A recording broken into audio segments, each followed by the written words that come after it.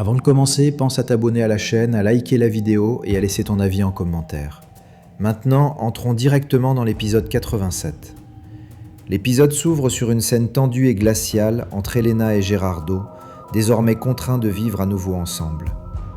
Elena se réjouit ouvertement de la situation. Pour elle, ce retour est la preuve qu'ils sont faits l'un pour l'autre et qu'ils vont enfin former la famille qu'elle a toujours voulu. Gerardo, au contraire, met immédiatement les choses au clair. S'il est là, ce n'est pas par amour, mais uniquement parce qu'elle l'a fait chanter. Elena refuse d'entendre cette vérité. Elle exige qu'il se montre affectueux et l'avertit que s'il ne ressent rien, il devra faire semblant, sinon elle lui rendra la vie impossible. Ils se disputent ensuite sur le lieu où ils vont vivre. Gerardo refuse de rester dans cette maison, expliquant qu'il n'y vivait que pour aider la famille d'Elena lorsque sa mère était malade. Il affirme qu'ils doivent désormais s'installer dans son appartement, qu'il faudra aménager pour l'arrivée du bébé. Elena finit par accepter, à condition qu'il s'installe dès le lendemain matin. Gerardo cède, vidé de toute énergie. La scène suivante bascule brutalement vers la justice. Aurora, accompagnée de son père Lamberto, se rend au commissariat pour déposer plainte. Le commandant les reçoit et confirme que la dénonciation a bien été enregistrée. Il ordonne immédiatement un opératif policier pour arrêter les responsables du réseau de traite humaine. Il félicite Aurora pour son courage, soulignant que peu de femmes osent dénoncer ce genre de crime. Aurora avoue que dans cette maison, elle a vécu les pires jours de sa vie. Le commandant rassure Lamberto, reconnaissant qu'il aurait probablement fait la même chose pour sauver sa fille. Ils peuvent rentrer chez eux. Sur le chemin du retour, Lamberto propose d'appeler Carlos pour lui annoncer la nouvelle. Aurora préfère attendre de le voir en face. Il décide de rentrer directement à San Juan. L'épisode se déplace ensuite chez Armando, qui reçoit des nouvelles cruciales de son avocat. Celui-ci lui annonce avoir contacté un cabinet en France et confirme qu'Irénée Cáceres est morte sans laisser de testament. Pire encore, René Dumont est introuvable. Cette situation joue totalement en faveur d'Armando. Son avocat lui explique qu'il peut affirmer avoir acheté à René Dumont les 55% des actions que lui aurait laissées Irénée. Tant que René ne réapparaît pas et qu'aucun testament n'est produit, Estella n'a aucun droit sur la Magnolia. Même si elle conteste, la procédure de succession pourrait durer des années. Armando jubile. À la Magnolia, Estella tente d'exercer son autorité. Elle demande à Ingrid de la mettre en relation avec le comptable pour effectuer le dépôt à Algodones del Pacifico. Ingrid refuse, affirmant que Don Armando a ordonné de ne pas payer. Estella insiste, rappelant qu'elle est la propriétaire. Ingrid la rabaisse et lui rappelle qu'elle n'est qu'une employée. La tension monte jusqu'à l'arrivée d'Armando, qui convoque Estella dans son bureau. Là, Armando lui annonce froidement qu'il a acheté les actions de René Dumont, héritier supposé d'Irène. Estella est sous le choc. Elle affirme qu'Irène n'aurait jamais laissé ses parts à René.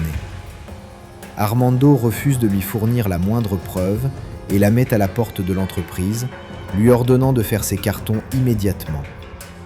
Estella refuse de partir, rappelant que la Magnolia appartenait à son père. Armando la ridiculise et la chasse de son bureau. Pendant ce temps, Aurora arrive enfin à San Juan. Elle retrouve Carlos, qui est bouleversé en la voyant. Aurora lui révèle toute la vérité. La campagne de mode était un mensonge. Elle a été enfermée dans une maison de prostitution, dépouillée de ses affaires et surveillée en permanence. Carlos s'effondre, se reprochant de ne pas être allé la chercher. Aurora lui affirme qu'elle ne les a jamais abandonnés, ni lui, ni Léonore. Ils se réconcilient dans l'émotion la plus totale. Aurora retrouve ensuite Léonore, submergée par l'émotion. Elle remercie Carlos d'avoir alerté son père, ce qui lui a sauvé la vie.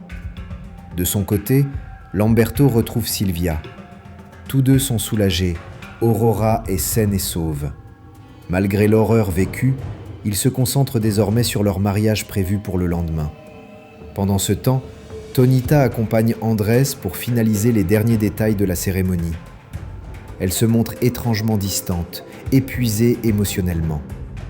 Andrés remarque son malaise, mais ne comprend pas encore ce qui la ronge.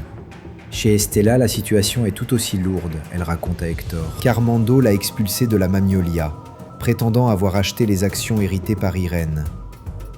Hector est choqué. Estella décide d'agir immédiatement.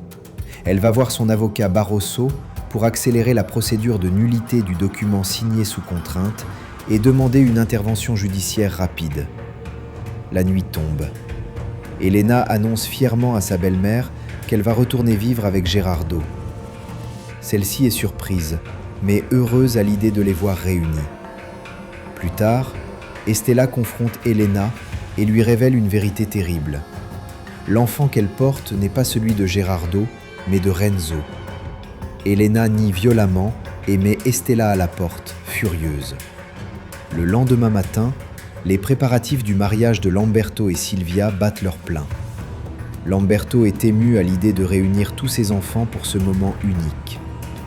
Il demande qu'on ajoute une place à table. Aurora sera présente. Cette annonce le comble de bonheur. Pendant ce temps, à Tijuana, Veronica et Jaime continuent leur fuite. Eva, désormais appelée Emma, est malade. Veronica veut l'emmener chez un spécialiste, mais Jaime refuse, paniqué. Ils se disputent violemment. Jaime contacte ensuite un homme à qui il doit de l'argent et lui promet de lui apporter la somme à Tijuana. Il organise un nouveau déplacement, entraînant toute la famille dans un danger encore plus grand. La cérémonie de mariage commence. Le juge prononce l'union de Silvia Zamudio Ortega et Lamberto Montero San Martin. Tous sont émus. Hector affronte Armando dans son bureau. Hector l'accuse de fraude et de manipulation. Armando se moque, certain d'être intouchable. Hector lui promet qu'il paiera pour tous ses crimes. Plus tard, Aurora appelle Gloria pour lui raconter ce qu'elle a vécu et réparer leur amitié. Gloria, bouleversée, s'excuse de ne pas l'avoir écoutée et lui promet son soutien. La fête se termine dans une atmosphère contrastée. Joie, retrouvailles, mais aussi lourd secret. Andrés reçoit enfin un appel décisif. Grâce à la prescription médicale, la police a localisé la colonie où Eva se cache à Tijuana. Il appelle immédiatement Elsa. Tous deux décident de partir dès le lendemain. Horacio, malgré sa douleur, accepte de rester en retrait et encourage Elsa à partir avec Andrés. Il lui dit qu'il l'attendra avec Eva. L'épisode se conclut sur une scène bouleversante. Gerardo se rend au commissariat. Face au ministère public, il déclare calmement qu'il vient se livrer. Il est complice d'un meurtre. L'épisode se termine sur un choc total. Aurora est enfin libre. Estella est évincée de son entreprise. Eva est sur le point d'être retrouvée. Et Gerardo choisit de se sacrifier pour expier ses péchés.